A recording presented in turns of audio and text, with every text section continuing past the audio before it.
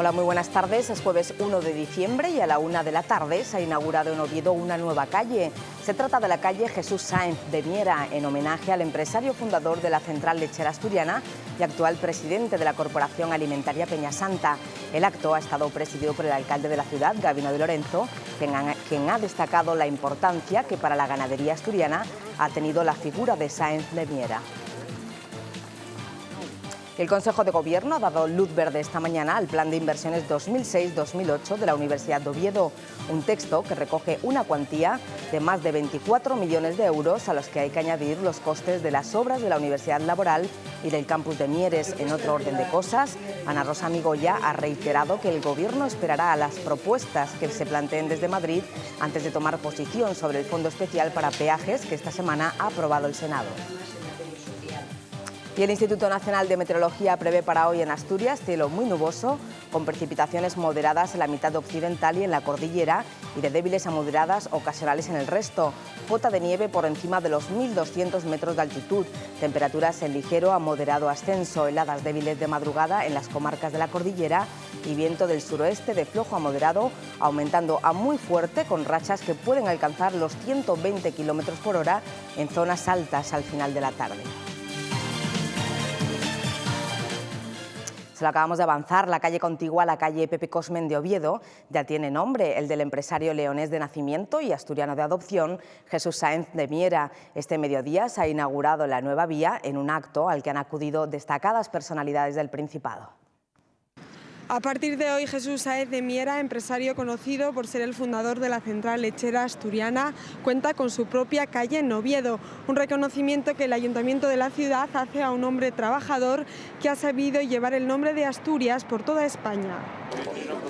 El acto de inauguración de la calle, situada a continuación de la calle Pepe Cosmen, tenía lugar este mediodía, un acto homenaje al empresario leonés de nacimiento y asturiano de adopción, al que no faltaron los miembros del equipo de gobierno del Ayuntamiento, así como representantes de la política regional y de la sociedad cultural y empresarial asturiana.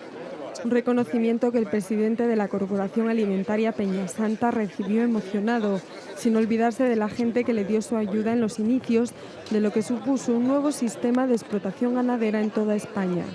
Yo recibo esta calle con el honor que tiene que recibirlo un hombre normal y leal. Yo he sido leal a Asturias, sigo siendo leal a Asturias, pero esto no me impide ser sincero. Y la sinceridad me lleva a deciros que si yo he sido promotor, los autores los tenemos a todos aquí. Sean de ayuntamientos, 4 ayuntamientos cedieron a la organización de ganaderos el derecho a participar en la aspiración a tener una central lechera. Pero después han sido las hermandades de labradores y ganaderos. El acto estuvo presidido por el alcalde de la ciudad, Gabino de Lorenzo, quien destacó de Sáenz de Miera el haber marcado un antes y un después en la ganadería asturiana, además de haber sido el culpable de nuevos hábitos de alimentación en nuestra sociedad. Ahora nosotros, los españoles, ya nos vamos acercando a Europa y ese desayuno continental sólido lo vamos llevando a cabo. Esos productos de la central lechera, querido Jesús, cargados de vitaminas, son un auténtico reconstituyente tomados para desayunar. El alcalde quiso reconocer además a la esposa del homenajeado, Caridad López, entregándole un broche con la Cruz de los Ángeles, símbolo de la ciudad. Jesús Sáenz de Miera nació en Valencia de Don Juan, en la provincia de León, en el año 1920. Licenciado en Derecho y doctor por la Universidad de Oviedo, fue presidente del Sindicato de la Madera entre 1955 y 1976, donde promovió la mutualidad para accidentes de trabajo de los industriales de la madera. Además, en 1971 fue comendador de número de la Orden del Mérito Agrícola. caballero de la Gran Cruz de la misma orden en 1981 y caballero de la Orden Agrícola de la República Francesa en 1980.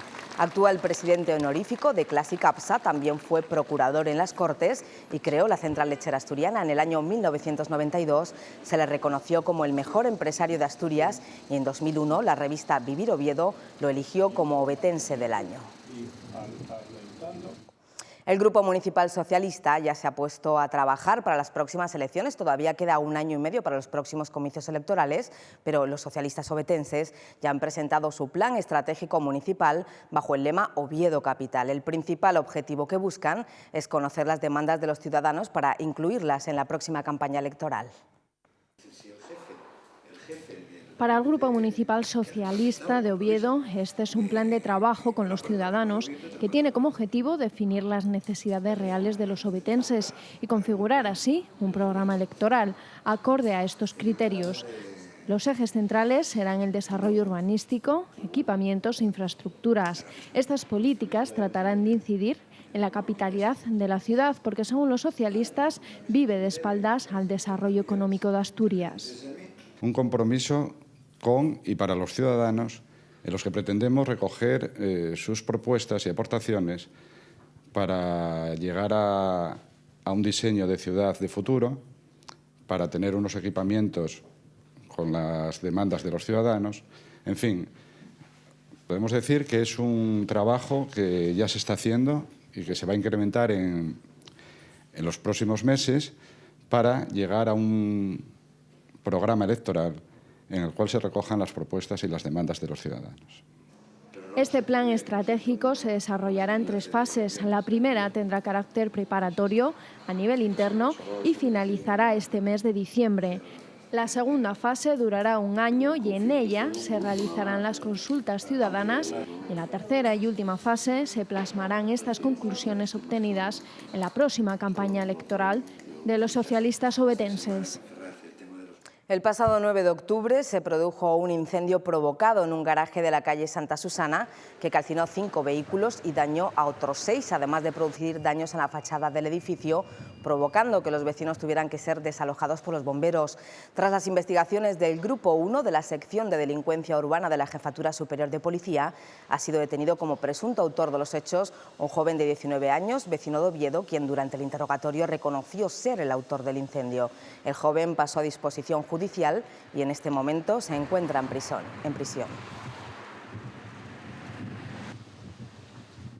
Esta mañana el Ayuntamiento de Oviedo ha firmado un acuerdo de colaboración con la Asociación Asturiana de Amigos del Sáhara, una colaboración que el consistorio lleva a cabo con el pueblo saharaui desde el año 2000, aportando ayuda humanitaria y que ahora se institucionaliza. La firma de este acuerdo supone para la Asociación Asturiana un reconocimiento al derecho de autodeterminación del pueblo saharaui en un momento tan delicado como este, tras cumplirse 30 años de la ocupación marroquí del desierto del Sáhara, así como al trabajo solidario que la asociación lleva desempeñando desde hace años. Con una dotación de 15.000 euros que irá destinada anualmente a mejorar las condiciones de vida de los saharauis en los campamentos en los que están desplazados. Este año 2005, estos 15.000 euros irán destinados a una dotación de ambulancias para el Hospital Central de Rabuni. Cada año, de acuerdo con las propias necesidades del pueblo saharaui, pues iremos concretando en qué se va a destinar la aportación de este convenio, que, como digo, lo que va a hacer es institucionalizar una colaboración que ya es firme desde el año 2000. Vamos con otro asunto. Hoy, 1 de diciembre, se celebra el Día Mundial de la Lucha contra el SIDA. Por este motivo, las nuevas generaciones del Partido Popular han repartido en la plaza del Ayuntamiento y en el Fontán lazos rojos como símbolo de solidaridad con quienes padecen esta enfermedad.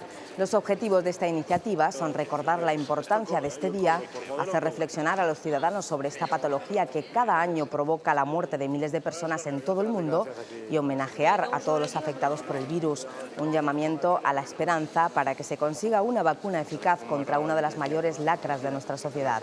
Por su parte, el Partido Socialista ha presentado un escrito reclamando al Ayuntamiento un mayor esfuerzo en materia de salud. Piden que se ponga en marcha un punto de información sexual de titularidad municipal. Y de forma resumida les contamos otras noticias de interés cultural que durante el día de hoy se van a desarrollar en Oviedo.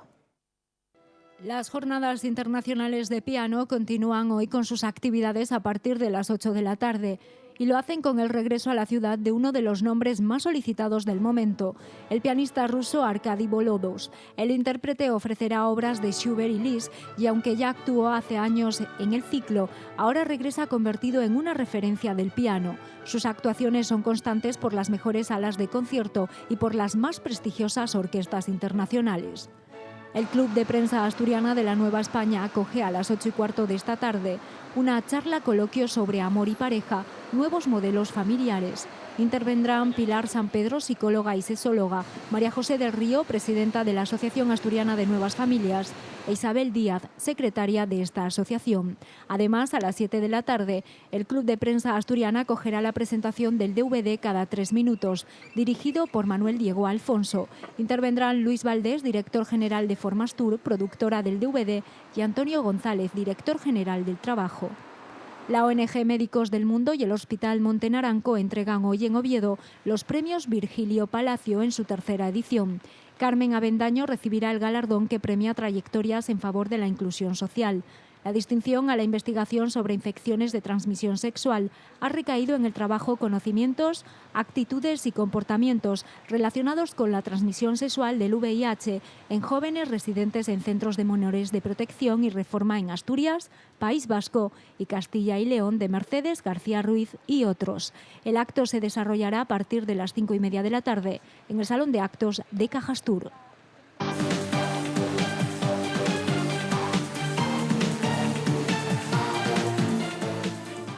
Como les hemos avanzado al comienzo de este informativo, esta mañana el Consejo de Gobierno ha celebrado su reunión semanal. Se ha aprobado el plan de inversiones para la Universidad de Oviedo que contempla proyectos de más de 24 millones de euros. El lunes a mediodía, el rector de la Universidad de Oviedo y el presidente del Principado suscribirán el plan de inversiones de la institución académica para el trienio 2006-2008, un documento que contempla proyectos por un montante total de 24.300.000 euros, unas cuantías a las que hay que añadir los 9 millones de las obras que se están desarrollando en la Universidad Laboral, aparte de los proyectos que también se van a acometer en el campus de Mieres. El montante total acordado de inversiones para este trienio con la Universidad de Oviedo y por parte del Principado asciende a 24.030.000 euros, a lo que hay también que añadir todas las obras que se están desarrollando en la Universidad Laboral de Gijón, en espacios destinados a la propia universidad, que ascienden a 9 millones de euros, más las obras que se desarrollan en el campus de Mieres. En otro orden de cosas, Ana Rosa Migoya también dijo que el Ejecutivo esperará a ver las alternativas al peaje del Güerna que presentará a principios de año el Estado, antes de tomar posición sobre el Fondo Especial para Peajes que aprobaba esta semana el Senado. Este es un compromiso del presidente del Gobierno en visita a Asturias, José Luis Rodríguez Zapatero, y que por lo tanto nosotros, hasta que no se produzca esa propuesta del Gobierno central, que es un compromiso con esta región y que tenemos la absoluta seguridad que se va a cumplir en tiempo y en forma, y por lo tanto ese será el momento en el que se pronuncie el Gobierno asturiano. Por último, Migoya dijo que el Ejecutivo respalda las declaraciones de Francisco Javier García Valledor tras las críticas del Tribunal Superior de Justicia a la reforma diseñada por el Gobierno, un plan que, según los jueces, puede politizar la justicia y dispersarla con la creación de consejos autonómicos. Para Valledor, la medida responde a la nueva realidad del Estado.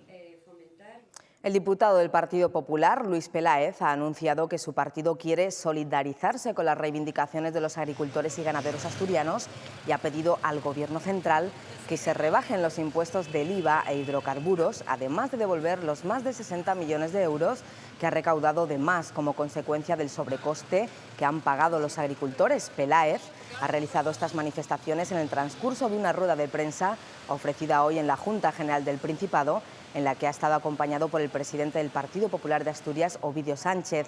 Ayer los ganaderos se convirtieron en el cuarto colectivo que sale a la calle para hacer valer sus reivindicaciones. El Consejo de Gobierno no se ha pronunciado sobre este tema.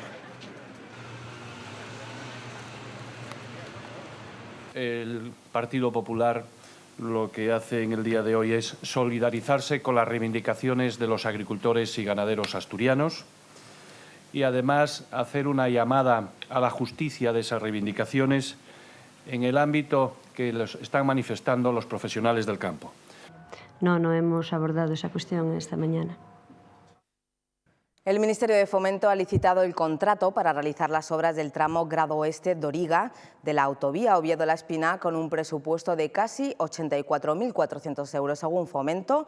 Con el nuevo tramo de carretera habrá más seguridad vial, ya que ahora mismo son muchas las curvas peligrosas que tiene, además de poca visibilidad. Esta carretera constituye el principal eje vertebrador del área occidental interior asturiana, correspondiéndose con el itinerario de San Sebastián a Santiago de Compostela. El origen del tramo proyectado se localiza en el punto kilométrico cero, al oeste del acebo, a unos 300 metros al sur de la actual Nacional 634. El trazado discurre de este a oeste realizando dos giros, el primero hacia la izquierda hasta el túnel del Fresno, en el kilómetro 1244, compuesto por dos tubos, uno por calzada, el de la izquierda 949 metros de longitud y el de la derecha de 923. Tras la salida al túnel y hasta el final, el trazado se apoya en la margen derecha del inicio del arroyo del Fresno para dejar posteriormente a San Marcelo en su margen izquierda de cruzar a cota inferior la carretera SL9. Finaliza al norte del núcleo de Pando, situado a su vez al norte de Doriga.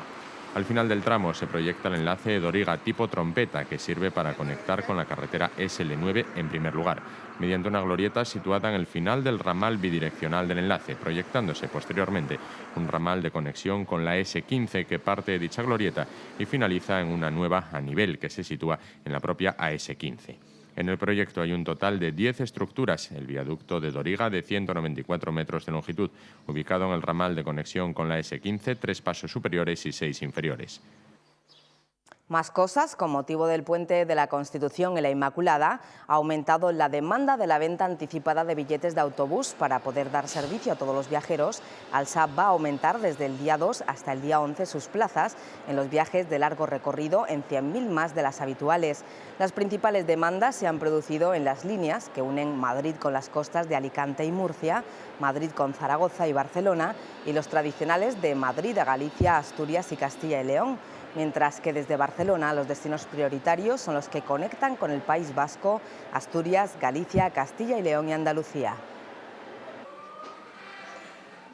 Medio centenar de trabajadores de la sanidad asturiana se han concentrado esta mañana ante la sede del SESPA para pedir al Gobierno regional que cumpla con los acuerdos alcanzados en 2002 en materia de plantillas y jornadas. Según los representantes sindicales, la situación a día de hoy es insostenible, ya que las bajas laborales no se cubren, las peonadas se han generalizado a todos los departamentos y se dan situaciones como el hecho de que en el Hospital de San Agustín de Avilés no se hayan podido abrir 2 plantas por falta de personal. Aseguran que sería necesario un 30% más de plantilla para cubrir las necesidades.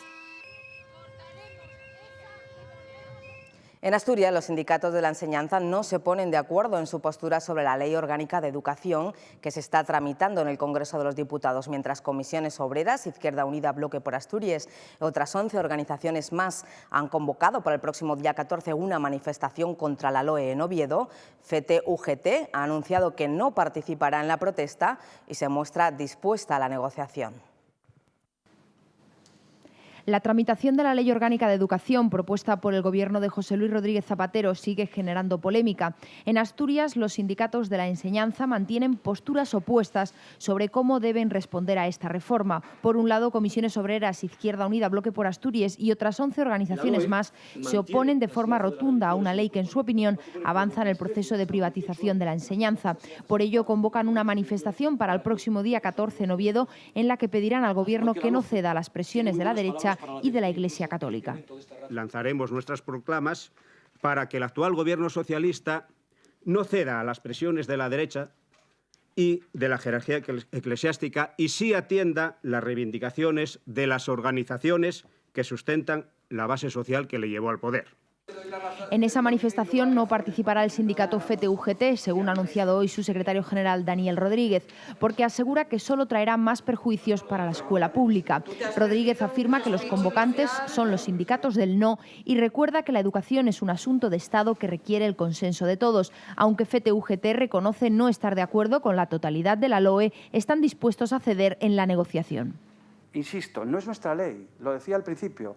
Nosotros tenemos nuestro modelo y la UGT históricamente lo tiene, pero cuando se sienta a negociar, cede en la negociación, porque si nosotros quisiésemos imponer nuestro criterio, al final no conseguiríamos nada, que es lo que está haciendo la gente que está pidiendo en este momento salir a la calle.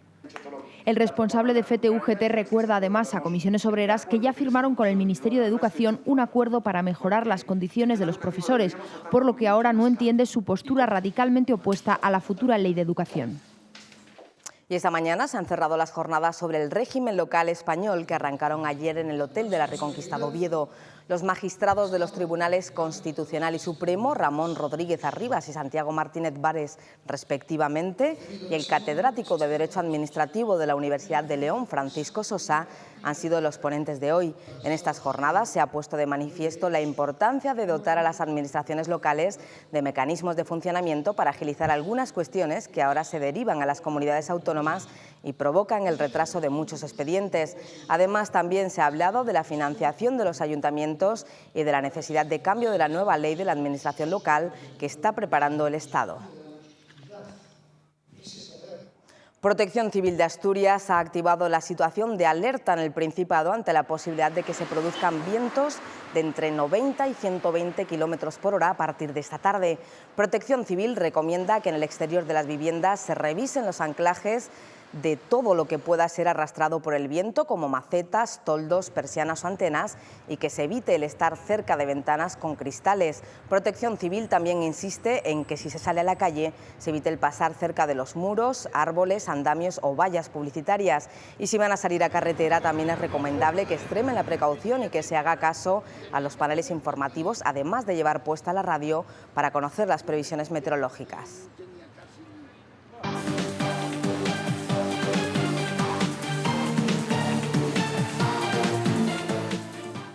Abrimos agenda deportiva y lo hacemos con un regalo sorpresa para alguien muy especial y que sin lugar a dudas ha sido el nombre propio de este año 2005. Buenas tardes, Pedro. Buenas tardes. Cuéntanos cuál ha sido esa sorpresa. Esa sorpresa y ese hombre, porque yo creo que si este año preguntamos cuál ha sido el nombre en Asturias, obviamente la respuesta es unánime. Fernando Alonso. Menuda sorpresa se tuvo que llevar ayer el piloto betense en el homenaje a la campeona del mundo de constructores Renault. La marca Gala le regaló al piloto asturiano nada menos que el R25, el monoplaza con el que este año se proclamaba el campeón de Fórmula 1 más joven de la historia.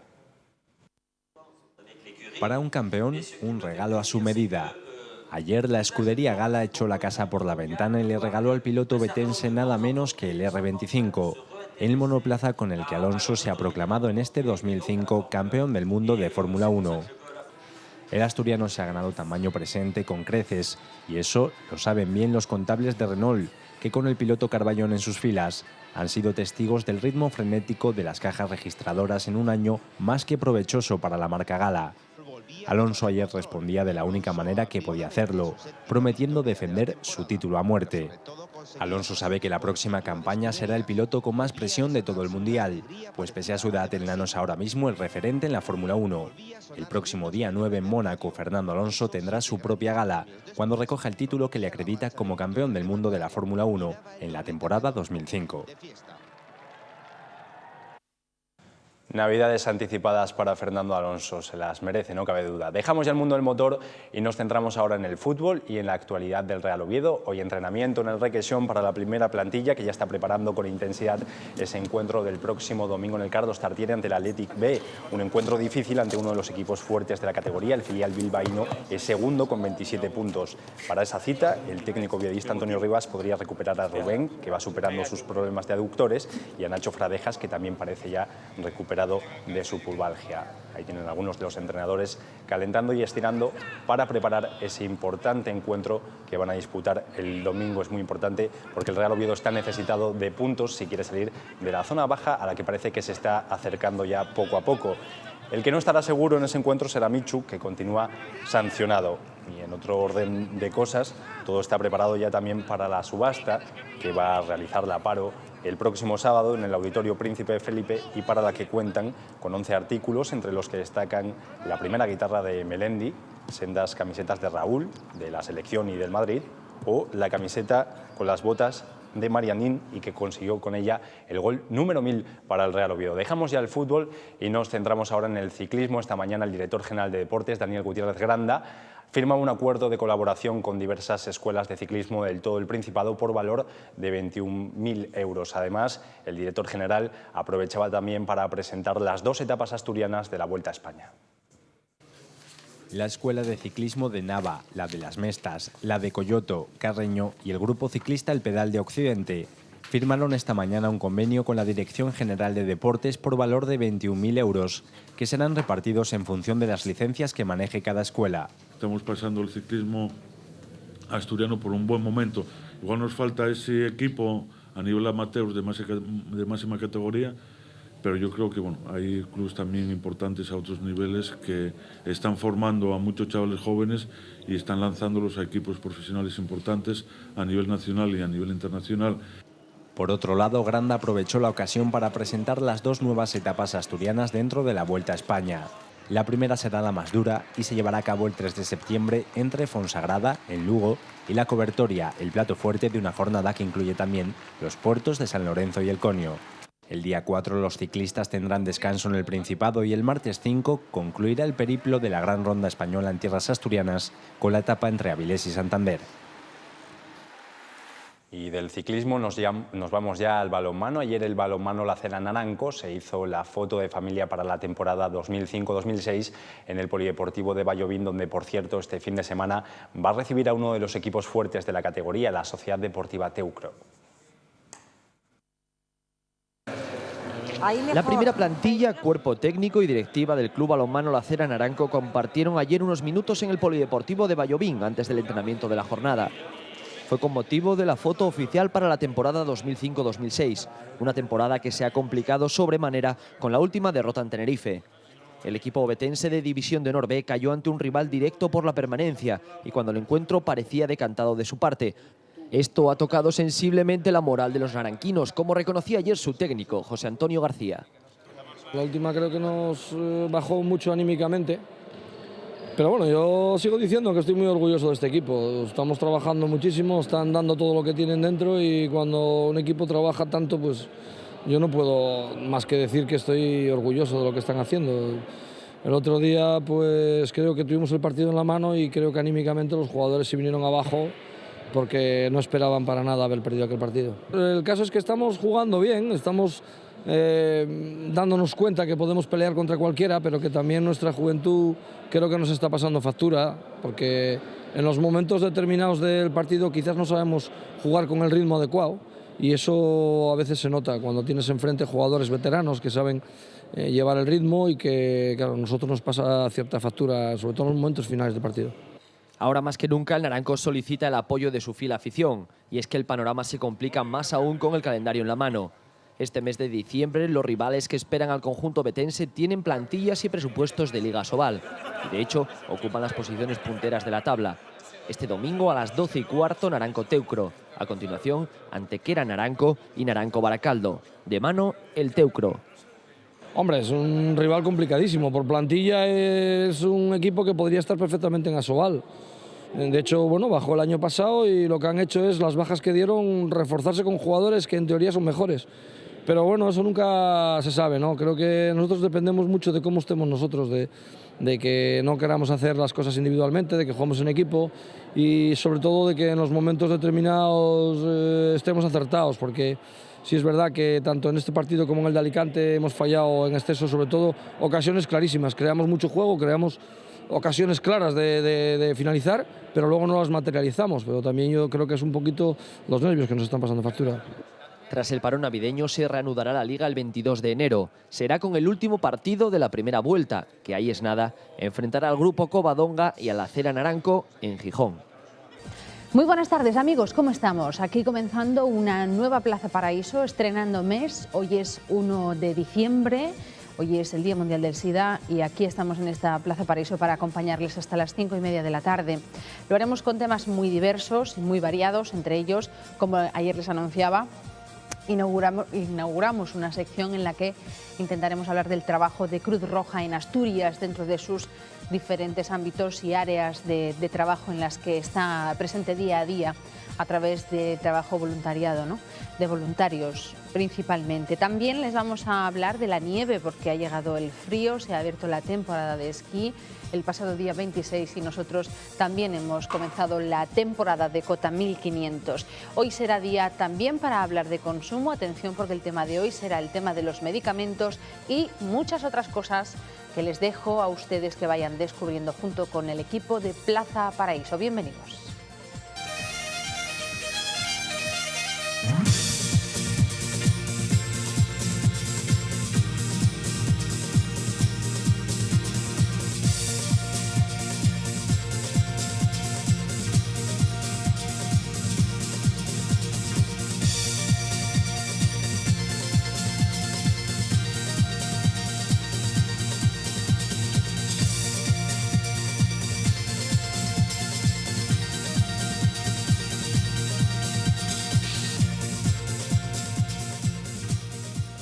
Bueno, voy a darles algún dato y alguna cifra para introducirles la primera entrevista de esta tarde. Les diré que en el año 2004 en España se produjeron 94.000 accidentes de circulación con víctimas, de las cuales fueron mortales 4.741, graves 21.805 y heridos leves 116.578. ¿Por qué les cuento esto? Bueno, pues porque enseguida va a llegar un puente muy largo en el que se prevén miles de desplazamientos por las carreteras tanto asturianas como de la red nacional. Así que hoy, como les decía, que inauguramos sección con Cruz Roja, el tema va a ser el tráfico. Eduardo Cosmea, muy buenas tardes. Muy buenas tardes. Más o menos así sería la introducción, ¿no? Más o menos sería así. Dentro de nuestra sección de sucesos y seguridad, nos gusta siempre centrarnos más en la seguridad y en la prevención. Y por eso hemos hecho este acuerdo con Cruz Roja para que nos expliquen pues, su forma de actuar. También un poco pues, les daremos una plataforma para los voluntarios, pero sobre todo que nos ayuden a prevenir, que es quizá pues, la parte donde más podemos ayudar y donde más podemos evitar, ¿no, Juan? Vamos a darte las buenas tardes, lo primero. Buenas tardes. Porque yo creo que así, para entrar un poco a bocajarro, realmente los accidentes de tráfico se pueden evitar. Nosotros pensamos que sí, porque un accidente no es algo que ocurra por arte de magia. Los accidentes ocurren pues, porque algún suceso lo origina y podemos tener pues, desde el propio conductor, el propio vehículo, otros conductores, los propios pasajeros.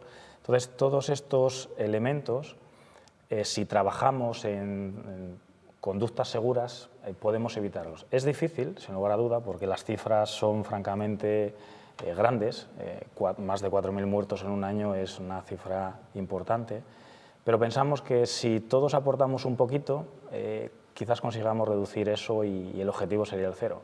Que lo que pretendemos un poco pues es eso, aconsejar también cómo debemos prevenir esos accidentes antes de llegar precisamente a un sistema que nos explicarás, que es el sistema PAS de prevención, aviso y socorro. Pero bueno, lo dejamos para un poquito más adelante. ¿Cómo debemos empezar a evitar esos accidentes? ¿Cuál es la forma que debemos, o cómo debemos actuar, sobre todo al volante? Me imagino que es la manera que se provocan precisamente más accidentes. Pues sí, mira, Eduardo, debemos trabajar un poco en esos 4 campos que te comentaba al principio. El conductor, pues la típica frase ya conocida de si bebes no conduzcas, la conocemos todos, pero las estadísticas dicen que muchos de los accidentes se originan o la causa principal es el alcohol. Entonces, está en manos nuestra el no conducir cuando pues vamos a una cena, bebemos, hay alcohol por el medio. Hay más cosas que podemos hacer y es, si hay desplazamientos largos, pues parar a descansar cada 2 horas, es la regla un poco básica, o cada 200 kilómetros. También podemos llevar una conducción defensiva, no muy agresiva, de ir pegado al coche de adelante, de manera que si el de adelante frena, nos encontramos con él de frente y bueno, poco podemos hacer. Sí, porque siempre nos parece, cuando nos comentan, bueno, pues la distancia de seguridad, algo tan básico, tan obvio, y que todos, pues por así decirlo, también olvidamos un poco, porque nos parecen además excesivas las distancias, ¿no? Podemos decir que hay una fórmula para calcular cómo podría ser esa distancia de seguridad. Hay una regla que es la regla de los 2 segundos, que es el coche que va adelante, cuando pasa pues por una señal, empiezas a contar 1101, 1102. Si cuando llegas al 1102 ya llegas a la señal, quiere decir que estás demasiado cerca, ¿no? 2 segundos, aunque parezca que es mucho tiempo, a 120 km por hora te da tiempo lo justo o nada prácticamente para que si frenas no te lleves por delante del volante. Precisamente yo leía un artículo hace muy poco en el que se hablaba pues de campañas de tráfico. Los gobiernos invierten mucho en campañas de publicidad, tanto en televisión como en radio, dispositivos especiales, en operaciones salida, retorno y demás.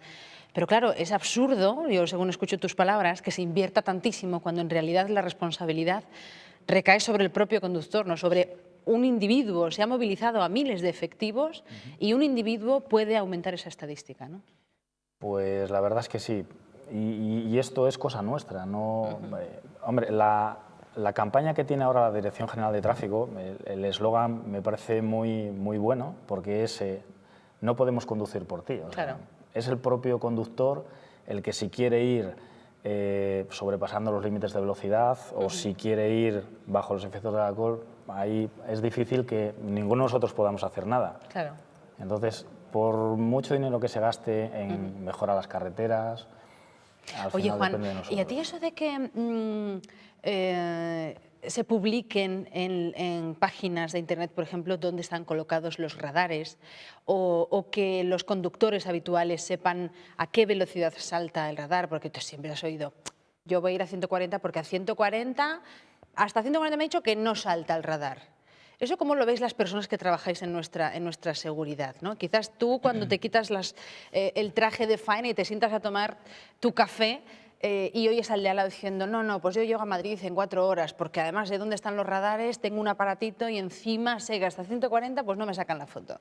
¿Tú cómo te quedas cuando oyes esas cosas? Hombre, pues la verdad que no muy bien, porque quizás son las típicas frases o comentarios que dices tú, bueno, pues quizás llegas media hora antes a Madrid, pero cuando llegas a Madrid te vas a encontrar con el mismo atasco y casi estoy para asegurar que si nos tomamos el café en el mismo bar, no ganas nada de tiempo, ¿no? Yo creo que que la gente conozca dónde estén los radares, pues bueno, tampoco va a servir de mucho. La gente, si no es consciente durante todo el tiempo que está conduciendo, no solamente, bueno, si voy a Madrid, como sé dónde están los radares, es que de Oviedo a Gijón... También hay, ¿verdad? Sí, y muchas veces en las distancias cortas, en los pequeños trayectos, la gente se relaja y las estadísticas también dicen que en esas distancias cortas es donde hay un mayor aumento de accidentes, porque la gente baja la guardia, ¿no? Claro. Entonces, bueno, gente que opina así de, bueno, llego antes que los demás...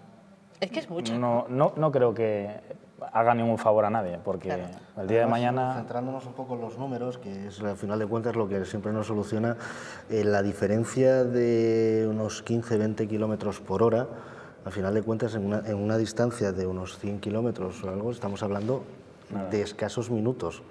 De escasos minutos de diferencia en el cual sí nos podemos jugar la vida, como decía otra de las campañas de la Dirección General de Tráfico.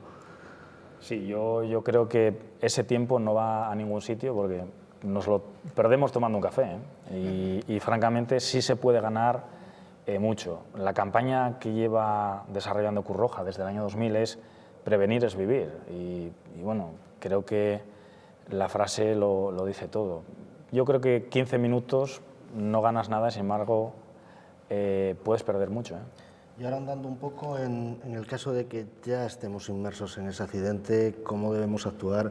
Ese sistema PAS que desde Cruz Roja intentáis enseñar no solamente a voluntarios, sino al público en general, creo que es importante que ahondemos en él, hablar de la prevención, el aviso y el socorro, las medidas a seguir en caso de un accidente. Sí. Como comentabas al principio, tenemos que intentar que no se produzca el accidente, eso es la base, pero si lamentablemente se produce un accidente, nosotros lo vemos o incluso somos parte del accidente, desde Cruz Roja se saca una conducta que se llama la conducta PAS, proteger, avisar, socorrer, y con unas pequeñas pautas generales, y no es para gente que necesite pasar por un curso de 40 horas, sino son pequeñas pautas, podemos ayudar a las personas que están en una situación de emergencia. Os explico un poco en qué consiste la conducta PAS. Proteger, pues aquí hay que ser en un principio un poquito egoístas. Nuestra seguridad es lo primero. Tenemos que tener chalecos de alta visibilidad, tenemos que usarlos. Y antes comentábamos que yo recordaba de una situación que pasó aquí en Asturias, creo que era 1 año y medio, y es de una chica que paró para ayudar. En el propio accidente no hubo ninguna lesión, pero sin embargo un coche que vino la atropelló a ella y murió. Claro. O sea que la chica era precisamente enfermera. Era enfermera y paró precisamente para intentar ayudar a la gente que podía tener un problema y lamentablemente pues le ocurrió esto. Entonces, protegernos primero nosotros, con chalecos de alta visibilidad para que otras personas, otros conductores nos vean. ¿Qué más cosas podemos hacer? Pues lo que tenemos que hacer es señalizar el área. En nuestros coches ahora mismo tenemos que llevar 2 triángulos, los colocamos antes y después, de manera que otros conductores que vengan van a tener una señal de advertencia que digan, bueno, aquí está pasando algo, deberemos de ir más despacio. Recordar siempre a un mínimo de 50 metros. 50 metros, por delante y por detrás. Que son más de 50 pasos. Sí. Sí. Por sí, cierto. Sí. Más cosas que podemos hacer para prevenir. Vamos a intentar que la zona sea segura, por ejemplo, quitando las llaves del contacto, porque pueden generar chispa.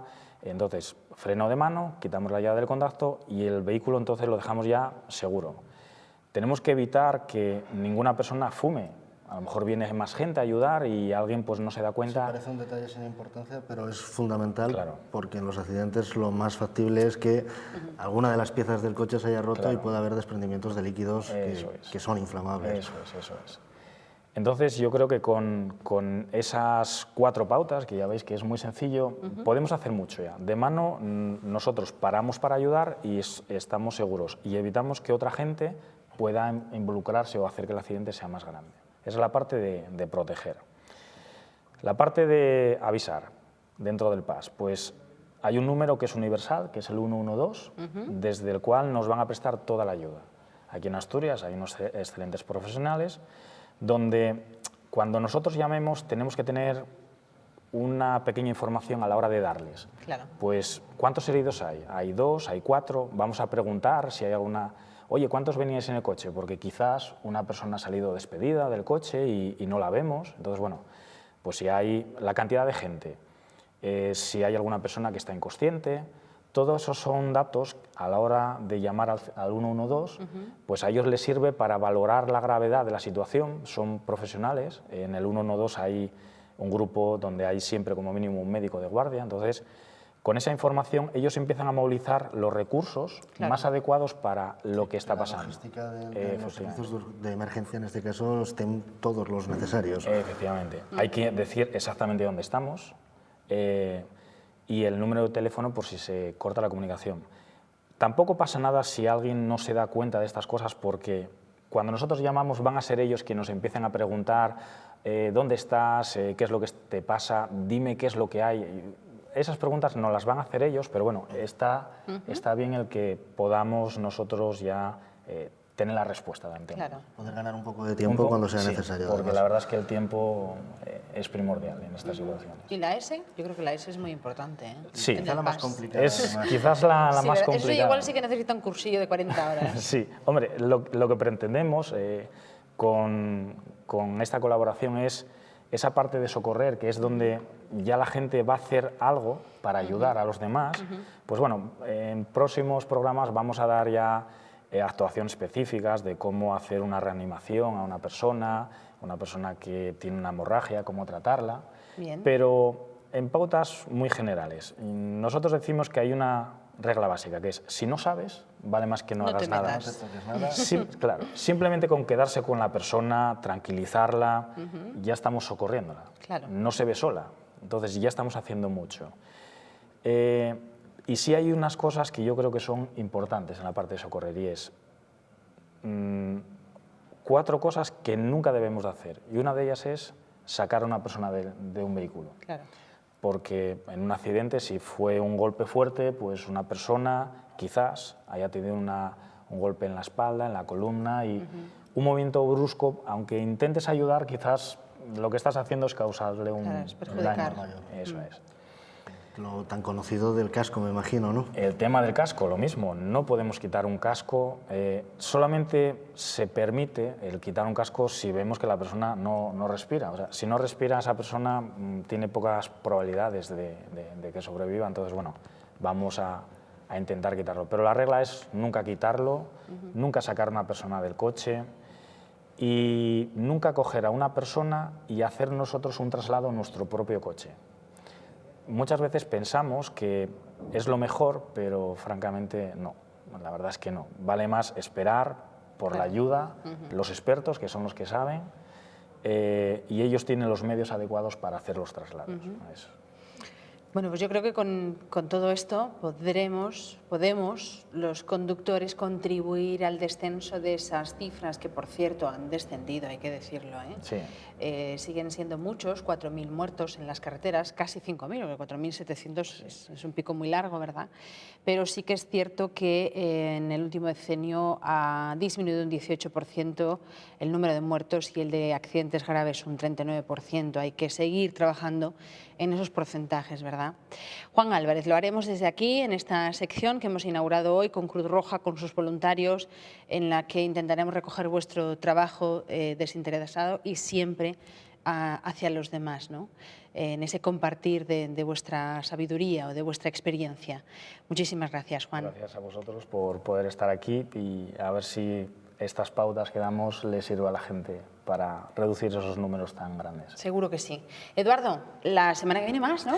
La semana que viene está todo el mundo de vacaciones, más o menos. Nos cae de jueves, por eso queríamos aprovechar para dar estos consejos la víspera y que nos veamos todos dentro de esta sección de prevención, siempre más que de sucesos, dentro de 15 días. Ojalá sea así. Bueno, pues hasta dentro de... ¿Cómo lo tienen en cuenta, que el jueves es fiesta? Hasta dentro de 15 días. Hasta dentro de 15 días.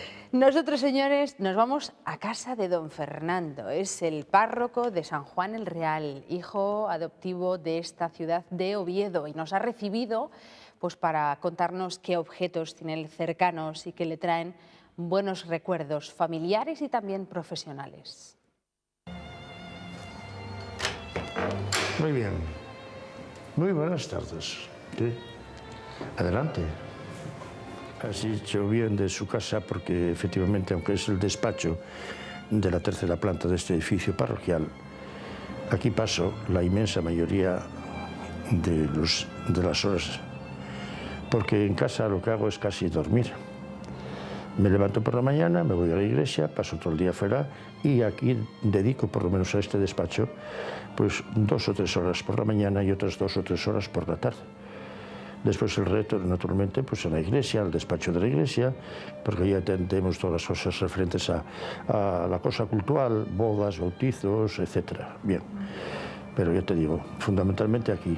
Estamos próximos a las estaciones, tanto de la FEVE como de Renfe, como ALSA, pues por aquí pasan durante el día pues 8 o 10 por lo menos o más de esos pedigüeños que llamamos transeúntes, no transeúntes, que también naturalmente se apostan en la puerta de la iglesia, en la puerta del templo, ¿no? Un ambiente tranquilo, por supuesto, en lo que puedo, naturalmente, porque si estás atendiendo a la gente, pues tienes que atender, ante todo son ellos los más importantes, son los protagonistas, ¿no? Tú estás para ello, para servir.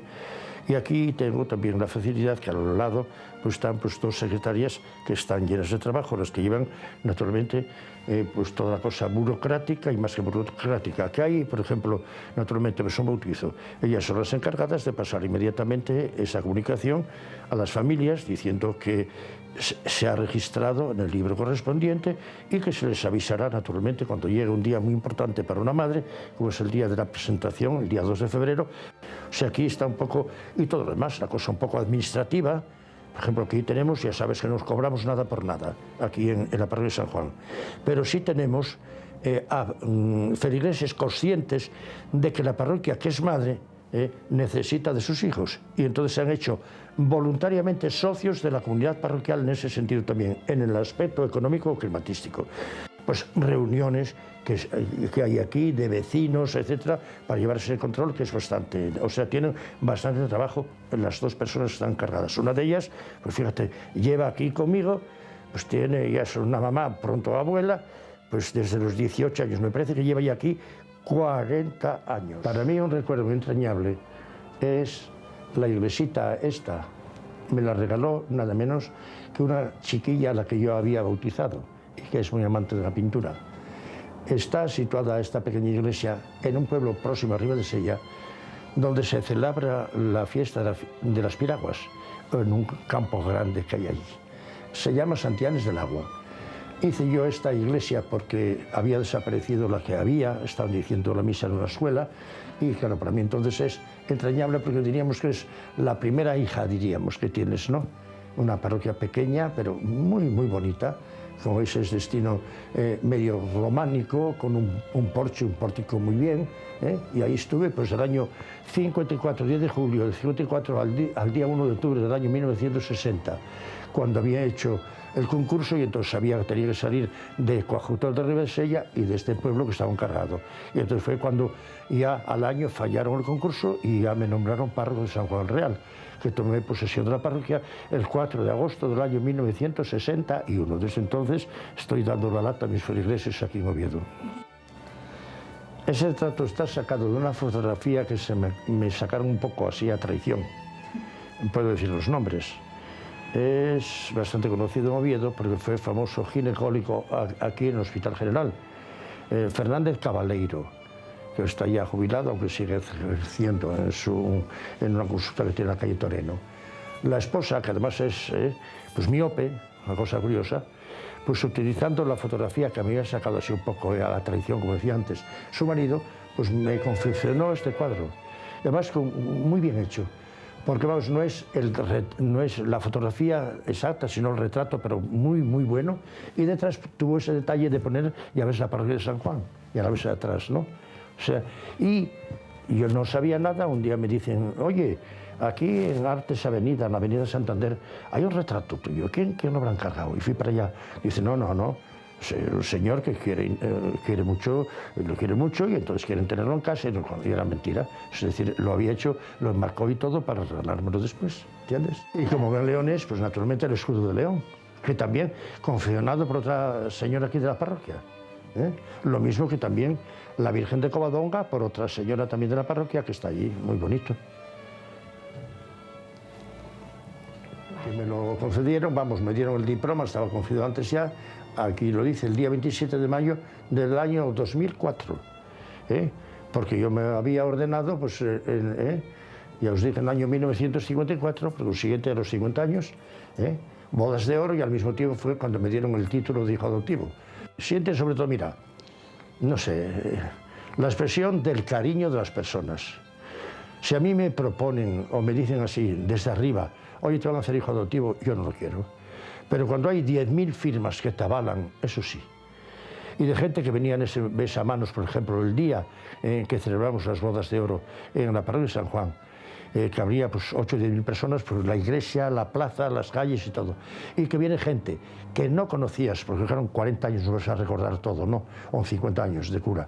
Oye, ay, don Fernando, cuando venían a besarte la mano, claro, no me conoce, yo vivo en Tenderina. Si no hubiera sido por usted, aquel hijo se me hubiera perdido, porque era drogata, y usted y don Benedito le echaron un cable y no sé cuánto tal.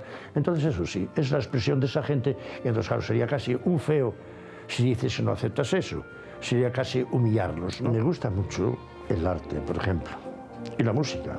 Y no estoy demasiado cualificado para la música, o sea, no es que sea un cantante fenomenal y el oído tengo uno enfrente del otro, no desentono, pero en fin, ahora me encanta. Tal es así que desde que estoy en Oviedo, y son ya 45 años, pues he ido a las 45 temporadas de ópera. Entonces entiendo, pero a base de oír, que al principio no marchaba por vergüenza.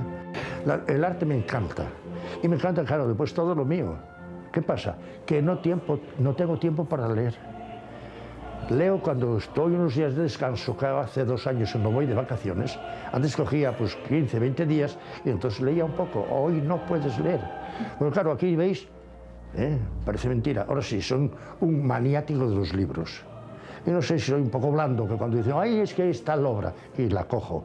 Muchos libros, sobre todo en colecciones, porque empecé en Ribadesella, por ejemplo, con Esquira, que es una como obra de arte es lo mejor, yo creo que está traducida a todos los idiomas del mundo, Esquira. Pero entonces varía cada tomo, recuerdo perfectamente, 125 pesetas. Y hoy vale 35.000 pesetas. Entonces, claro, está escogido y por no dejar incompleta esa colección no es eso. Pero claro, y otras muchas cosas. Pero aquí, y ya, cuando viene la gente, ¿y cuánto libro? Pues aquí tengo aproximadamente, vais a verlo, como la 10ª parte de los libros que tengo. ¿Qué pasa? Que no los leo. Tan es así que ahora, por ejemplo, libros de consulta, libros de cierto valor, que yo no voy a utilizar, ni va a utilizar ninguno de los míos que vengan detrás, sobre todo libros de temas eclesiásticos, los voy a regalar, vendrán un día de estos por ellos, para la Universidad Pontificia de Salamanca, que es donde puede tener sentido. Lógico, porque los libros son para leer y para utilizarlos, no para tenerlos, como muchos los tienen, como elemento decorativo, que es lo que hacen, ¿no? Una edición muy bonita para que se vea el canto y ver el libro. Esta pequeña orla es del seminario, dice 1953-1954, los que finalizamos los estudios eclesiásticos en ese año, los compañeros que éramos en total 23. Ya quisiéramos que hoy salieran también 23 cada año, cuando salen 2 o 3, o a lo sumo 8. Ya. Claro, entonces había en Asturias, cuando yo ordené sacerdote, 900, y somos 300. La edad media de entonces era 36 años, ahora 66. Y aquí, en la promoción del año 1961-62, en la Universidad Pontificia de Comillas, que se había trasladado a Madrid. Comillas, ya sabes, la famosa universidad que estaba en Santander, la provincia de Santander, pegando al mar, más allá de San Vicente de la Barquera, y fue trasladada a Madrid. Y esta fue la primera promoción. Aquí hay sacerdotes, pues, prácticamente todas las diócesis, algún religioso también, y los profesores, los de arriba, ¿no? Lo tengo ahí como recuerdo.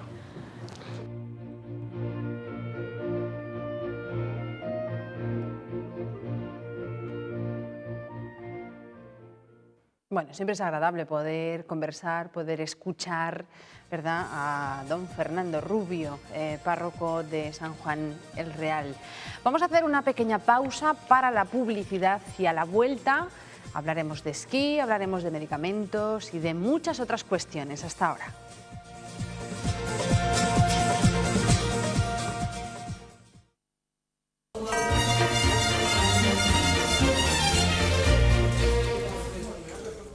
Bueno, ya estamos aquí de nuevo, seguimos en esta Plaza Paraíso. Es el momento de hablarles de nieve. El día 26 se abrió la temporada, según vemos desde Oviedo.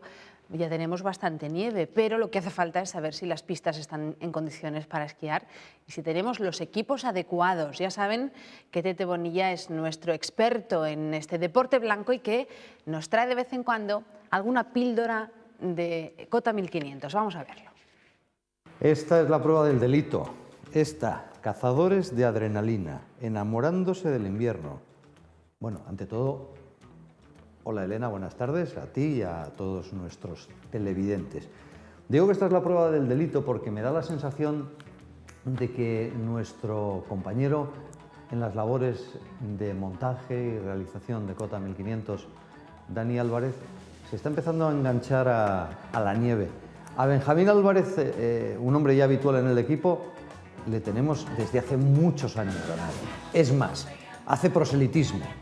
Pero lo de Dani no sé si acabará dejando la música, que eso trae sus pasiones, y enrollándose y enrolándose en la tropa de la nieve.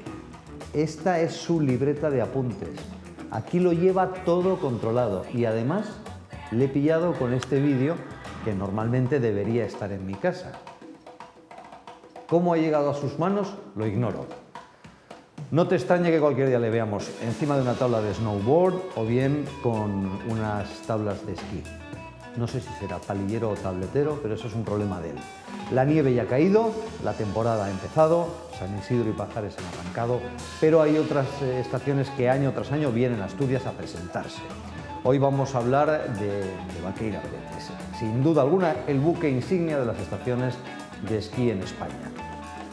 Hablaremos a lo largo de la temporada de otras, de sus presentaciones e incluso de los reportajes que podamos hacer in situ. Hoy nos centramos en la presentación que Baqueira Pérez ha realizado en Asturias.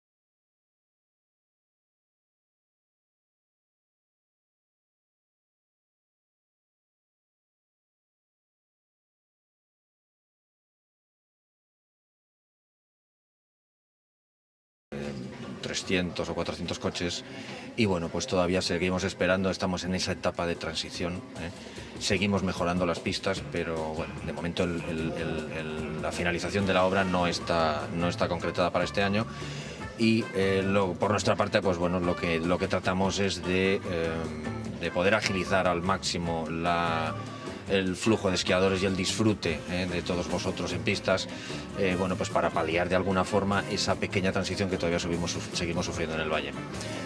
Paralelamente, las obras de la carretera este año han aumentado, se han ensanchado más tramos entre los pueblos y eso lógicamente va a producir un flujo más normal y menos...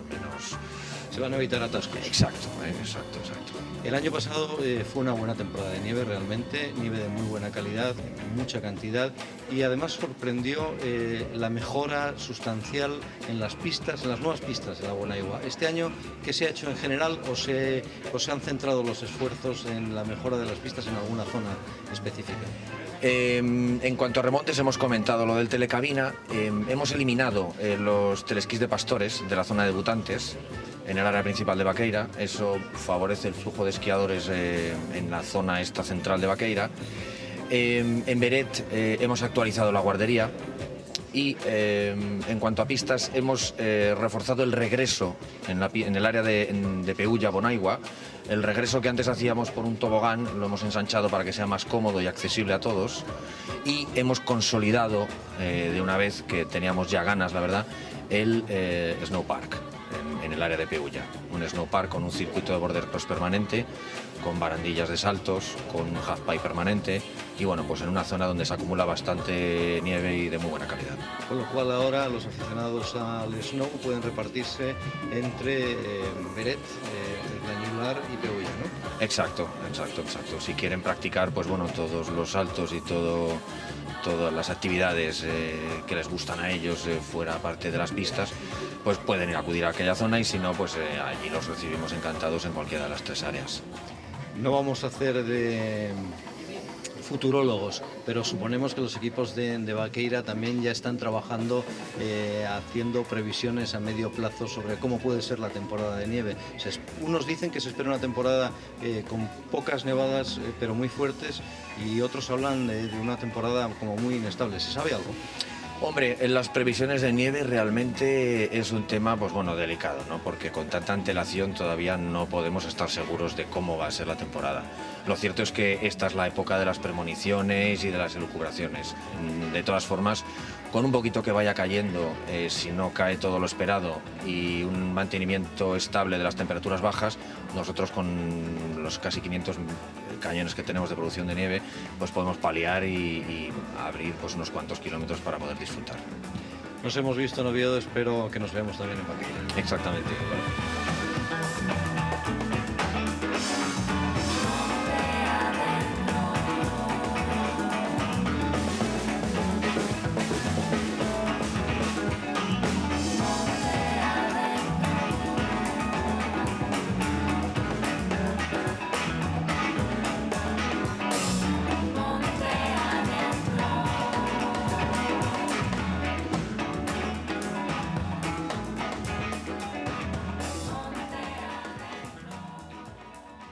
Hay que tener mucho cuidado cuando vayamos a la nieve, porque podemos pasárnoslo muy bien, pero si no nos abrigamos bien, pues luego pueden venir, ¿verdad?, pues los catarros, las gripes, los constipados, y después uno tiene a mano en casa un medicamento y se lo toma, se automedica, y ya saben ustedes que eso está muy mal hecho, evidentemente, aunque haya millones de personas que lo hagan. Bueno, precisamente de ese tema vamos a hablar hoy aquí en esta sección que UNAE tiene en esta Plaza Paraíso. Carolina Espina es técnico en consumo. Buenas tardes. Hola, buenas tardes. Hoy te tengo en calidad de técnico de consumo. Ay, sí. Sí. Se fue a Madrid a la primera jornada nacional sobre uso racional de medicamentos. Y esto del uso racional, en consecuencia, ¿qué sacasteis después de la jornada? ¿Somos racionales a la hora de tomar medicamentos o no? Que hay que educarnos, como, bueno, Sí, ¿verdad? como todos, sí, porque bueno, la verdad que fue una jornada muy densa, como te explicaba antes, pero fue muy fructífera porque aprendimos mucho de los defectos que hacemos los mismos usuarios y del gasto tan abusivo que hay del medicamento. Dicen que el segundo gasto en sanidad es precisamente el del medicamento. Entonces, ¿culpa de quién? Bueno, pues como dicen, entre todas las matamos y ella sola se murió. Influyen todas las partes. Esta jornada también se hizo, además de para dar pautas para el buen uso de los medicamentos, es porque bueno, está ese anteproyecto de ley del medicamento en el que está ahí, pero no se ponen de acuerdo todas las partes y bueno, está un poco confuso, sí. Pero bueno, yo tuvimos ponencias tanto de la administración como de laboratorios y fue, ya te digo, muy fructífera. Lo que sí,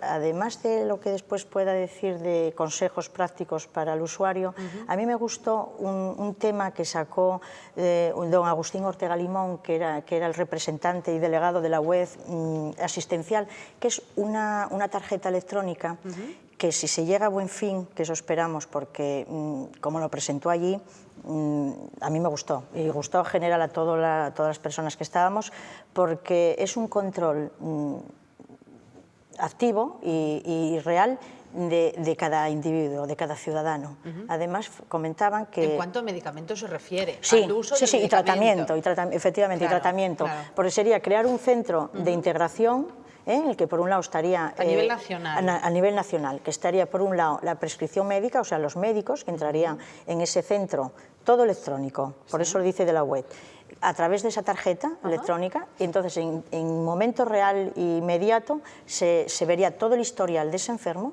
de esa persona, y su tratamiento a lo largo del tiempo y el que necesita. Uso práctico. Uso Carolina. práctico. Y de otro lado serían las farmacias, que también entrando a ese centro, pues sabría lo que ese usuario cuando va a comprar el medicamento lo que le prescribe el médico, o sea, sería una relación, una integración entre el médico, la farmacia y el enfermo. Y eso es muy importante porque hablaban de 27 millones de personas que nos trasladamos continuamente en el Estado español.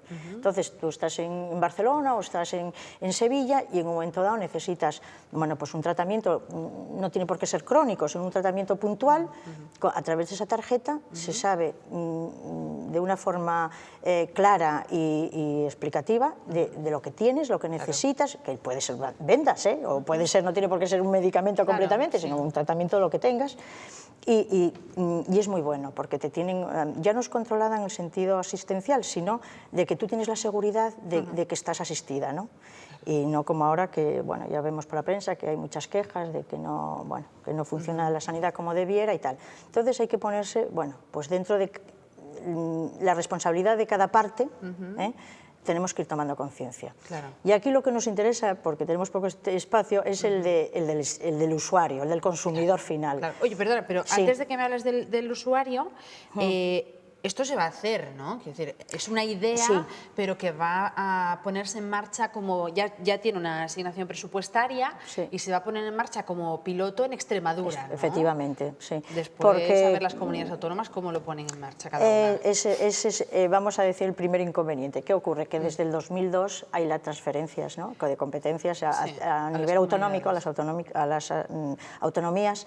Y entonces, claro, hay que consensuarlas. Ahí ya no se puede obligar, oye, ponlo. Entonces, porque eso sería un centro, como te digo, único, integral. Y sí, se nos decía que había una dotación de 300 millones por parte del Ministerio de Industria y el de Sanidad para llevar a cabo este proyecto. Nos parecía que es un proyecto porque se habló mucho, lleva hablándose de la tarjeta electrónica mucho tiempo, pero aquí sí que fue una explicación clara de lo que es de verdad o debe de ser, y que llegue a buen término. Eso ya depende de los representantes de cada autonomía que lo quieran llevar a cabo, pero vamos, yo creo que sería... ¿Por qué? Porque lo que hablamos por el traslado y el movimiento de los ciudadanos incumbe a todas las autonomías. Hombre, y aunque no nos traslademos, a mí ya me ha sucedido que se te acaba el antibiótico en cuestión y no puedes ir a comprar otro frasco, pues porque no te dan si no tienes receta. Entonces tienes que gastar otro día para irte al médico, que te dé una receta, luego ir a la farmacia. De esta manera introducir la tarjeta y diríamos, esta persona está tomando este medicamento, ¿no? Y podría facilitar la prescripción. Para eso es. Y se gastaría, se gastaría en burocracia muchísimo dinero también. Porque es lo que hablamos de... Descongestionarías en muchos casos las consultas, ¿no? Las típicas, las famosas consultas de los 5 minutos que traen a los médicos a maltraer, ¿no? Eso es. Y que ahorraríamos porque el principal, vamos a decirlo claramente, el principal fin o la finalidad de este anteproyecto y de todo el mecanismo que se está intentando crear es precisamente para el ahorro, porque es un gasto excesivo, para controlarlo. ¿Con qué finalidad? Ya no es para ahorrar, sino para mejorar, porque después oíamos las intervenciones de los laboratorios que había que invertir más en investigación y desarrollo, que bueno, pues estamos un poco así. Y más que ahora, lo que les preocupaba a los representantes del Instituto de Farmacia de Madrid, decían que era a medio y largo plazo, que a ver cómo iba a quedar con toda esta retención que querían tener, a ver cómo se iba a desarrollar lo de la investigación, porque... qué duda cabe que son los laboratorios los que van investigando y desarrollando los medicamentos. Hablaban, efectivamente, con los recursos que van obteniendo, hablaban de que entre 10 y 20 años se tarda en elaborar en saber el resultado de un buen medicamento y, bueno, y para ir mejorándolo. De ahí después hablaban de los genéricos en el sentido de que es el mismo medicamento, pero después de esos 10 años o 20 que ya se ha amortizado la inversión que se hizo en esa investigación y el desarrollo. Entonces ya por eso queda ese precio y se puede poner. Después, si ya el genérico es exportable a la Unión Europea, pues todavía puede rebajarse. O sea que ahí es el beneficio para el usuario, ¿sabes? Lo del medicamento genérico fue también un tema interesante dentro de la charla, ¿no? Porque hay mucha confusión al respecto y os sirvió un poco para clarificar y que explicaran por el porqué de los medicamentos genéricos, ¿no? Y por qué el gobierno quiere que se tomen medicamentos genéricos. Pues sí, porque ahí también sería un ahorro sustancial, porque comentaban eso, que se utiliza o se presta al medicamento genérico cuando un medicamento inicial, después de pasar 10 o 20 años, bueno, pues viendo ya el resultado... Digamos que los derechos, es igual, es los el laboratorios, mismo, sí. bueno, después de ese tiempo... Ellos lo llaman retorno, o sea, la amortización, el retorno de esa inversión. Bueno, cuando ya han retornado esa inversión, que son entre 10 y 20 años, pues entonces ya se utiliza el genérico, que es el mismo en cualidad y en cantidad, pero es mucho más barato. Claro, ¿me entiendes? Entonces, pues ese es una de las medidas a tener en cuenta, el de usar genéricos, si se puede. De hecho, bueno, pues están por inducir al médico que recete genéricos y que, bueno, que sepamos que... Y tenemos derecho a pedirlos, siempre que sí, queramos, siempre. Podemos hacerlo en la consulta. Yo quiero el genérico. El genérico, efectivamente. Oye, también aprendisteis cosas muy prácticas. Pues sí. Por ejemplo, el uso del botiquín. Ay, eso me decía Carolina. Sí. Fíjate que yo no tenía ni idea de que el botiquín no se puede tener, por ejemplo, en el baño. Efectivamente. Que es un sitio donde generalmente, incluso en las empresas, vas al baño de una empresa y tiene allí tienen el botiquín. Pues no se puede tener en el baño. Pues que va ni en el baño ni en la cocina. Porque además es que nos preguntaron, dijeron, bueno, ¿dónde se tiene normalmente el botiquín? Dijeron, en la cocina, en el baño. Pues en los peores sitios. ¿Por qué? Porque los medicamentos tienen que estar a una temperatura que no supere los 22 grados ni inferior a los 15. Entonces, ¿qué ocurre? Que en el baño la humedad es perjudicial y en la cocina pues los cambios bruscos de temperatura también. Entonces decía, y que no hubiese el 85% de humedad, que eso es lo que pasa en los baños. Y nos dijimos, bueno, ¿de dónde? Dice, eso ya tienen, que ahí también nos animaron a reflexionar. Es decir, bueno, en el botiquín, ¿qué hay que tener? Pues lo imprescindible. Claro. O sea, imprescindible que no sea medicamento, como puede ser, bueno, pues el alcohol, gasas, o sea... Artículos de primeros auxilios. Efectivamente. ¿No? Pero después ya los medicamentos, bueno, pues como se supone que no tienen que ocupar mucho...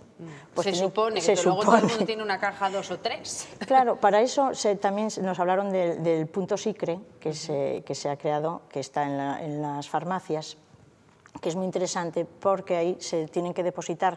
¿Qué se tiene que depositar? Por los medicamentos que estén caducados, que hayan quedado restos de un tratamiento, porque es curioso que nos comentaban que cuáles eran las causas de que eso era un gasto excesivo también, por ahí venía un gasto, que usamos mal el medicamento los usuarios, y era uno, que interrumpíamos el tratamiento, claro, somos muy dados, ya estoy bien, ya no me medico, y después era ese, el otro era la automedicación. La automedicación, que me lo dijo mi amiga. Claro, que me compro esto, me tomo 2 sobres, me quedo tan a gusto y luego me quedan 18 sobres en y la eso caja. Es perjudicial completamente para la salud. Entonces se han puesto esos puntos SICRES porque son buenos, porque lo que se echa ahí pues se recicla. Incluso los laboratorios que están adheridos a que lo traen los prospectos afuera, el SICRE, que están adheridos al punto SICRE, significa que ya esos medicamentos están hechos con vistas a una mejora del medio ambiente y que se reciclan, lo que tenga que desechar se desecha, pero lo que no se usa se recicla para nuevos medicamentos. O sea, que ser conscientes, también nos decían, bueno, ¿qué se echa en el punto SICRE? Medicamentos. No echemos jeringuillas, ni echemos radiografías, porque, bueno, por eso es importante que sepamos para qué sirven y ante cualquier duda, yo sí que capté en esta jornada que un defecto que tenemos los usuarios y que yo empezaría por ahí, que era, igual que tenemos nuestro médico de cabecera, tener nuestro farmacéutico. Y debemos de tener el farmacéutico con la misma confianza que tenemos al médico. ¿Por qué? Porque él ya no con vistas a este centro que se quiere hacer de integración, sino porque nos ayuda mucho. A veces una consulta con el farmacéutico nos evita una consulta, pérdida de tiempo y de dinero al ir al médico. Entonces, con ese farmacéutico debemos de tener una confianza casi como con el médico, porque es un profesional y nos va a orientar en todas las dudas que tengamos, y una puede ser esa, oye, ¿qué he hecho aquí? Claro. Y cualquier duda del medicamento que no lo entienda, porque además, bueno, las farmacias, yo las tenía como el simple vendedoras de medicina, y no, son de formación también, son profesionales que te tienen que ayudar a formarte, y ya no solo con el usuario, sino con sus propios empleados. ¿Cómo? Pues, bueno, facilitándoles que hagan cursos de reciclaje, que sean, bueno, pues estas oficinas que sean socialmente viables en el sentido de que puedan compaginar familia. O sea, que se habló de las oficinas de farmacia como unos centros, bueno, pues eso, sociales, que además de ayudar... Es una labor muy importante. Muy importante, muy importante. Decías, porque, sí.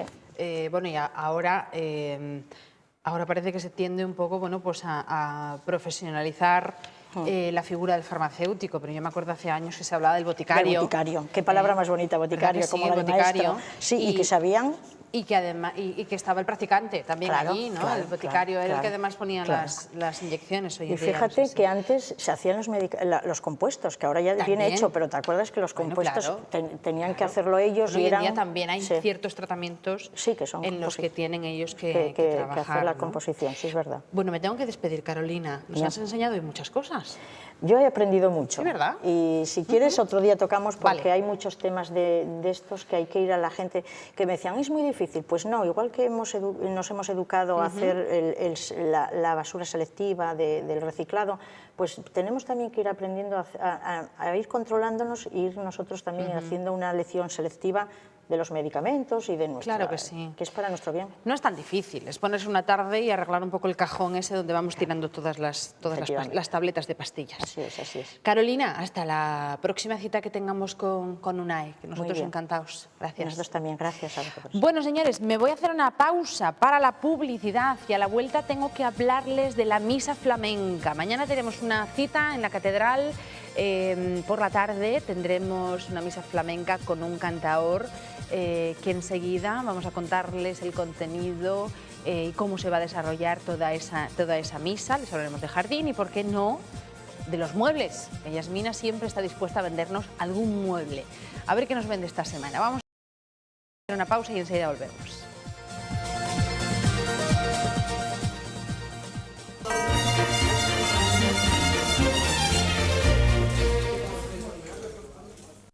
Oye, cuántas cosas aprendo yo aquí en esta Plaza Paraíso. Es que no se pueden hacer una idea. Les voy a hablar de la misa flamenca. En alguna ocasión ya hemos comentado aquí que en Oviedo, creo que es una vez al año, se celebra la misa flamenca en la catedral. Bueno, pues este año la vamos a tener ya, mañana, o sea que ya no crean ustedes que tienen mucho tiempo para plantear su agenda, si es que quieren vivir una experiencia única y que además, bueno, pues es importante y va a ser excepcional, ¿no? Porque van a poder participar de un espectáculo que no es muy habitual. Y les vamos a desgranar un poco cómo va a ser ese espectáculo, cuál va a ser su contenido y quiénes van a ser sus protagonistas. Está organizado por la Peña Flamenca de Asturias, Enrique Morente, uno de sus miembros nos acompaña hoy aquí, es Miguel Ángel Gutiérrez. Muy buenas tardes, Miguel Ángel. Buenas tardes. Y nos acompaña el otro protagonista de esa misa flamenca, que va a ser pues el propio cantaor y bailador, que es Curro Piñana. Muy buenas tardes. Buenas tardes. ¿Cómo estás, Curro? Estupendamente. Bien, ¿no? Fenomenalmente. ¿Te has adaptado ya al frío? Pues yo creía que iba a hacer más frío, pero sí, ¿no? Están un montón de jerseys y cosas de esas, pero al final me ha hecho falta. No tanto, ¿no? Hace una temperatura similar a Murcia. Sí, bien. Vamos a desgranar un poquillo el porqué de una misa flamenca. Miguel Ángel, ¿cómo se os ocurre desde la Peña Flamenca, aparte de vuestros conciertos, vuestras actividades musicales, un día dijisteis, ¿y por qué era una misa flamenca? ¿Cómo surgió aquello? Pues muy fácil. España se empieza a incorporar al repertorio de misas autóctonas en el año 96 con una grabación discográfica de la Casa Phillips. El escritor, el que hizo los textos, era Ricardo Fernández de la Torre y el compositor era José Torregrosa. Entonces, en esa misa cantaba, si mal no recuerdo, me parece que era Antonio Núñez del Chocolate, Pericón de Cádiz, Rafael Romero el Gallina, Pepe el Culata, Pepe Algeciras y los coros, no sé si era Maitea y Easo, si mal no recuerdo. Pero era una grabación. Y luego hubo un hombre que era José Núñez de Castro, que estaba en la tertulia flamenca de Radio Sevilla, y entonces él tenía en proyecto no solamente hacer una grabación discográfica, sino llegar a celebrar una misa. Requerimientos muy fáciles. Había que contar con el permiso del cardenal, que era don José María Bueno Monreal. Y entonces tuvieron unos primeros contactos, parece ser que la cosa iba cuajando, hicieron una grabación. Esa segunda misa, que después fueron los que cantaron ya en la iglesia, fue Antonio Mairena, Naranjito de Triana, Luis Caballero y José Cala, el poeta, a la guitarra.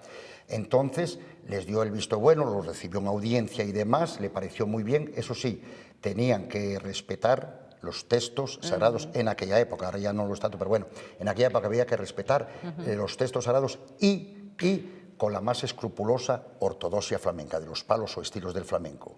Y entonces esa misa se celebró en la parroquia del Polígono de San Pablo, en Sevilla. Estamos hablando del 29 de junio de 1968. O sea, Caramba, que vaya memoria que tiene Miguel Ángel. Bueno, eso es repetición, no es memoria. Al dedillo, vamos. Y la primera aquí en Asturias, que eso la ofició el padre Bartolomé Rizo Pastor, que la cantó el cura también, que era de la escuela de Chacón. Y entonces, acogiéndose al Concilio Vaticano II, fue el que ofició la misa. No sé si igual ahora mira, ahora ya me metiste en un compromiso. Yo no sé si fue en el 96 o en el 97, año arriba, año abajo. No. O sea, lleváis ya unos cuantos años celebrando esta misa flamenca. ¿Aceptación, Miguel Ángel? Porque claro, es como yo decía, es un espectáculo, es una misa. ¿A quién atrae la misa flamenca? ¿Al que le gusta el flamenco? ¿Al que le gusta la liturgia? Al que tenga sensibilidad, ni más ni menos.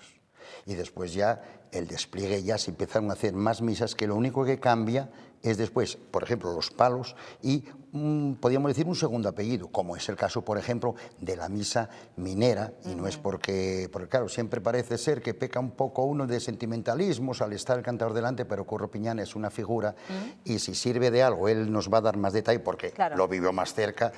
Hubo un cantador que era el rojo, el alpargatero, rojo porque tenía el pelo, era pelirrojo, ¿no? Y alpargatero resulta. Y si me perdones, tú lo tienes más bonito. Gracias. Y el negocio familiar era de alpargatas, de ahí el mote. Entonces después eso lo transmitió con bastante fidelidad al hijo.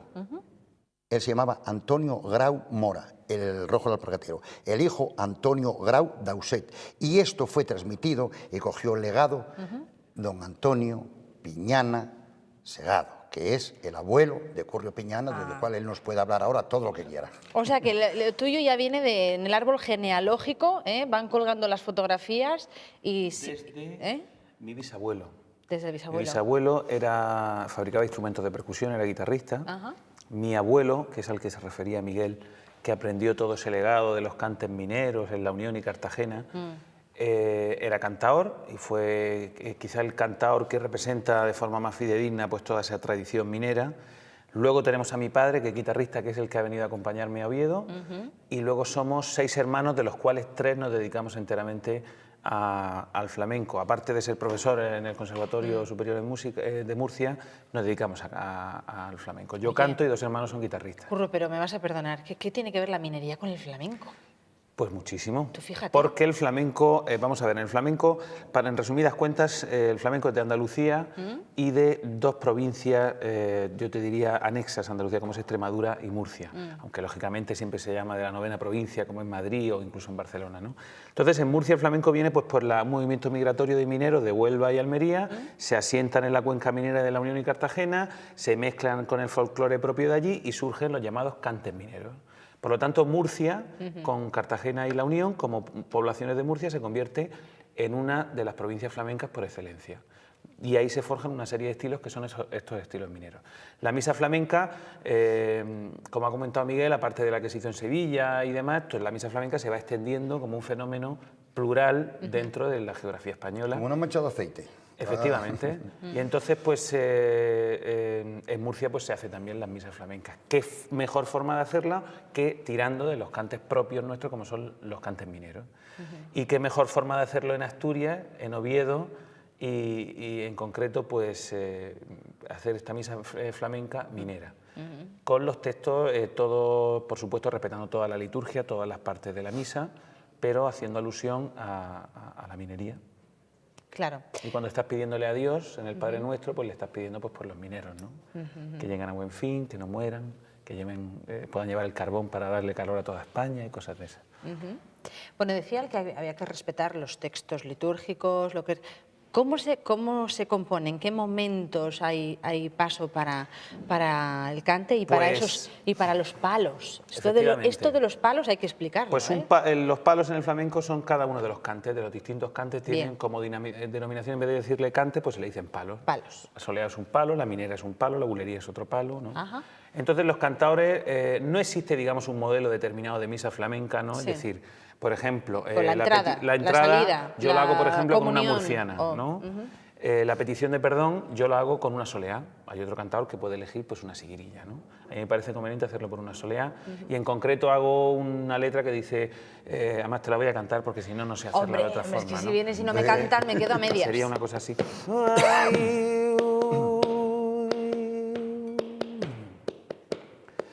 Ante su Nazareno yo me quisiera confesar.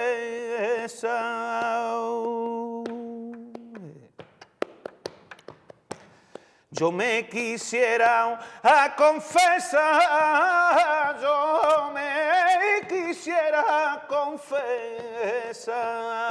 que siempre no he sido bueno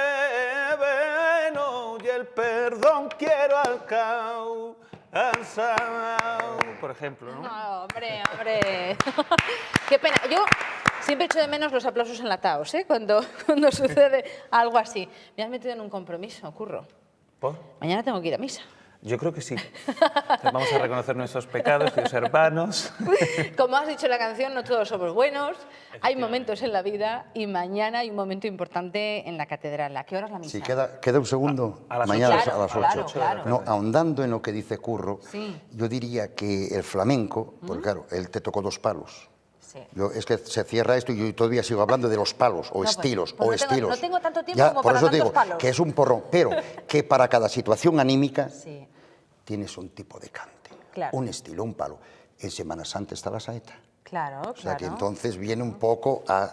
No, yo creo que es bonito y el espectador que vaya a la Catedral de Oviedo, la cual es preciosa. Qué bonita es, ¿verdad? Estar allí, encontrarte, pues sobre todo la compañía de todos los fieles, por así decirlo, y el buen sacerdote que va a oficiar la misa, sobre todo porque a veces impone, ¿no? Cantar ante mucha gente, pero cuando estás haciendo... Sobre todo el escenario impone, yo creo. El escenario, pero cuando estás en esa catedral y te estás viendo a todo el mundo y estás compartiendo con ellos el hecho de querer ir a misa porque les apetece ir a misa y además completarlo con la voz cantada de un flamenco que está poniendo todo su sentimiento en cada uno de los palos y en cada una de las letras, es algo grandioso, ¿no? Y compartirlo en directo es algo excepcional. Esta mañana mismo, por ejemplo, hemos estado en habéis estado en el campus de Mieres, en la entrega de premios de UNOSA, cantando también en el coro minero de Turón. Efectivamente. Y allí he tenido la oportunidad, cantando mis cantes mineros, ¿no?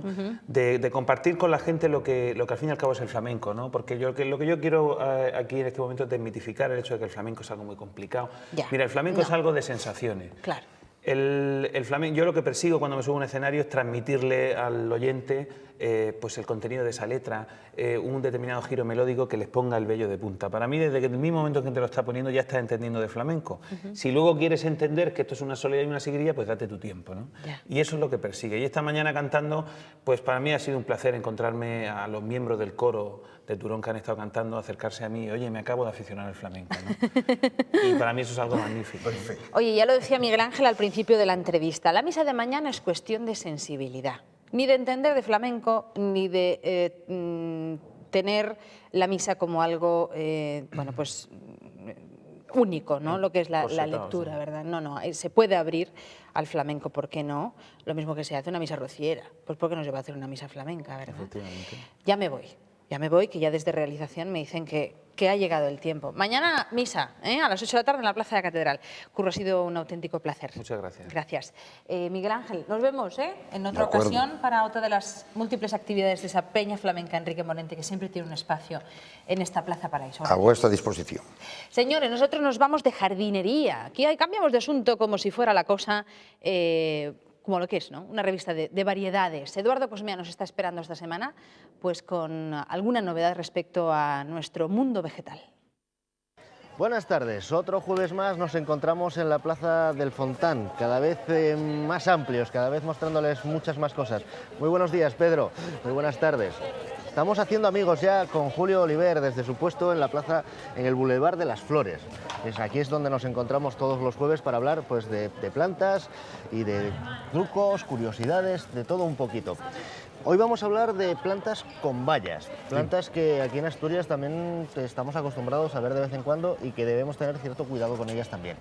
Ver, aunque a veces pasamos al lado y no nos damos cuenta de lo que estamos viendo. Me voy a pasar a este lado, por el medio me voy a cruzar para que pueda usted mostrar mucho mejor las plantas. Llega el otoño, los árboles empiezan a cambiar los colores de la hoja, pasan a los tonos amarillos, a los tonos rojizos y hay plantas que se llenan de bayas. Tenemos una planta típica asturiana, el acebo. Esta es una planta muy importante en nuestra región, está protegida, de hecho que nadie se le ocurra cortar en el campo una rama porque le pueden caer unas multas muy grandes.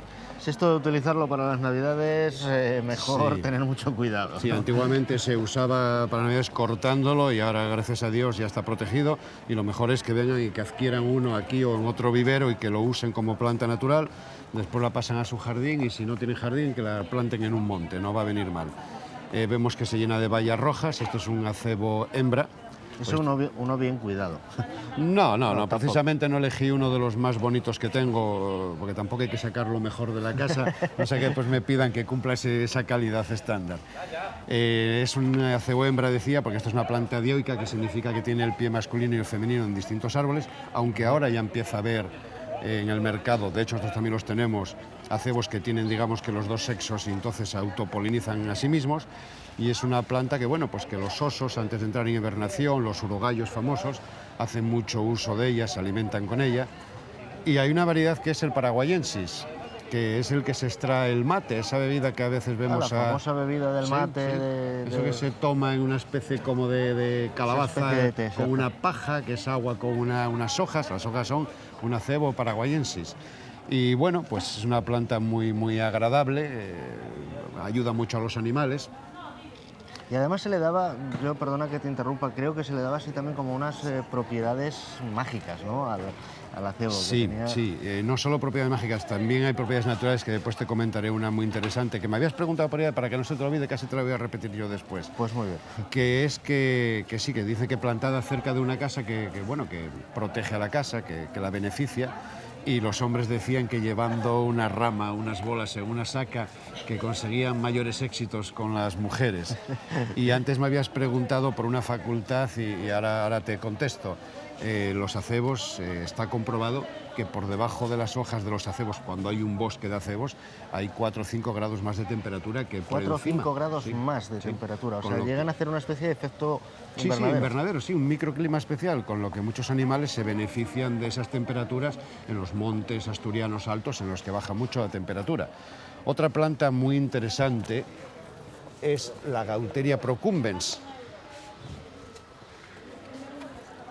Es una planta que vemos mucho ya en nuestros jardines, es originaria de Estados Unidos, es una planta tapizante en zonas sombrías y bueno, como podemos ver está llena de bolas, yo creo que es bastante atractiva. Es una planta ácida, eso significa que, bueno, es de la familia de las ericáceas, significa que esta planta necesita que la tierra sea ácida, o sea que el pH... un pH bastante... Es un pH Lo que sí vemos que tiene también... Sí.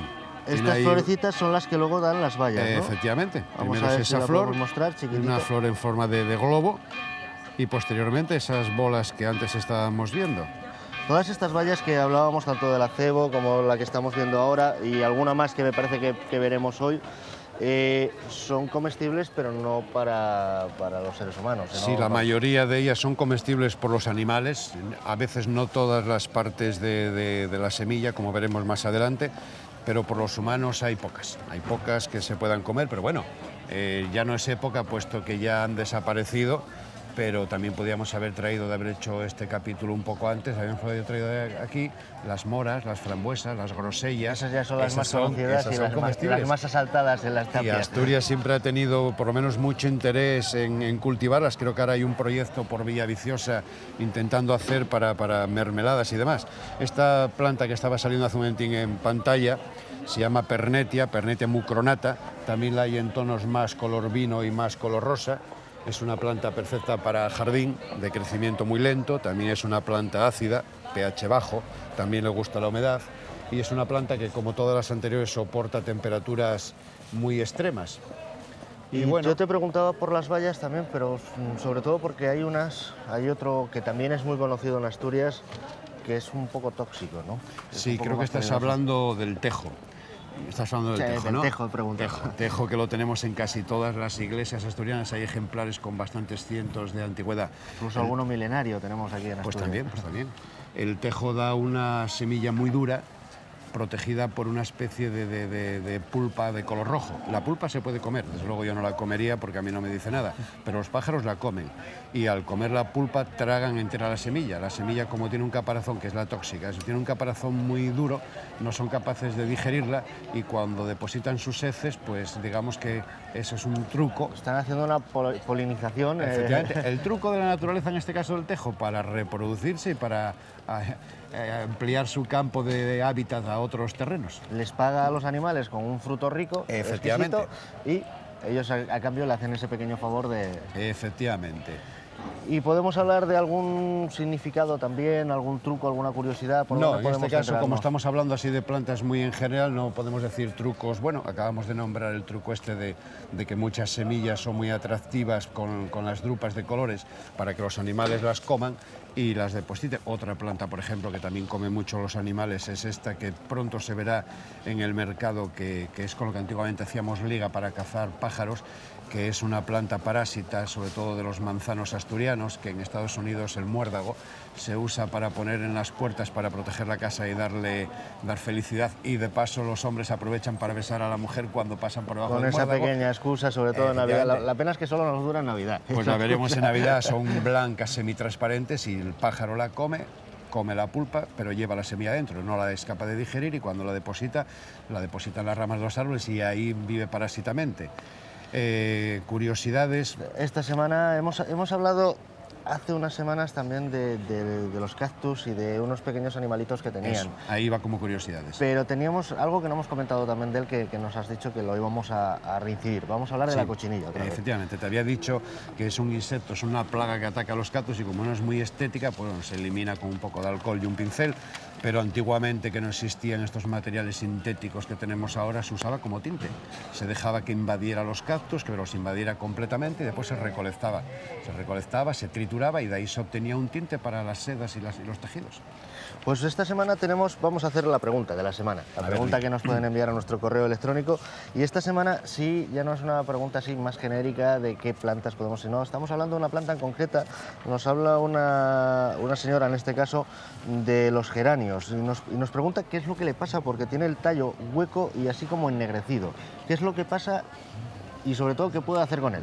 Pues es complicado, ¿eh? Antiguamente a los geranios les entraba la mosca blanca, que bueno, afectaba la planta con la negrilla, que era un hongo que producía ese insecto, se trataba químicamente con productos y bueno, más o menos se podía eliminar. Les entraban los pulgones, tampoco eran gran complicado de eliminar, le entraban algunas orugas que comían las hojas, tampoco era muy difícil de eliminarlas, pero tenemos la famosa, que es por la que me pregunta ella, es la famosa mariposa africana, que hace 3 años nos sonaba un poquitín a chiste, porque pasar de África a Europa, bueno, no lo creíamos. Tan pequeña y volando. Bueno, hay que recordar estas famosas crisis de las gripes aviares que vienen desde más lejos, pero ya la tenemos en España. Ya tenemos, es una pequeña mariposa con unas alas así como un color marrón, y produce una oruga que en vez de estar externamente lo que hace es que se mete por dentro de los tallos del geranio, los va comiendo, los va dejando huecos y por eso se le muere a esta señora. O sea que solución poca, ¿no? No, químicamente hay productos en los invernaderos, lógicamente, que es nuestra vida y nuestro negocio, y tenemos muchos miles de geranios, tratamos químicamente para evitar ese problema. Pero en una casa es un producto de momento muy caro y no está accesible al público en general. Luego mi consejo es que la coja, la meta en una bolsa de plástico, la cierre bien y a la basura antes de que le invada otras plantas. Y lo de la bolsa de plástico para evitar que invadas otras plantas propias y que no, cuanto menos salga la mariposa esta africana, mucho mejor, ¿no? Efectivamente. Una vez que vea que se está poniendo ennegreciendo ya que la que compruebe que es eso, porque bueno, el tallo puede pudrir por un exceso de humedad, porque el agua esté muy fría, pero normalmente sí, pero al comentarnos nos comenta que está hueco, completamente hueco por adentro. Seguro que es la famosa, bueno, la mariposa que primero es una larva, lógicamente, primero es una larva la que se mete dentro del tronco y lo come. Posteriormente, en un proceso de metamorfosis se convierte en una mariposa. Pues nada, ya saben, todas las dudas, todas las consultas que nos quieran hacer, todas las curiosidades, a nuestra dirección de correo electrónico, que nuestro experto, Julio Oliver, nos las solucionará perfectamente.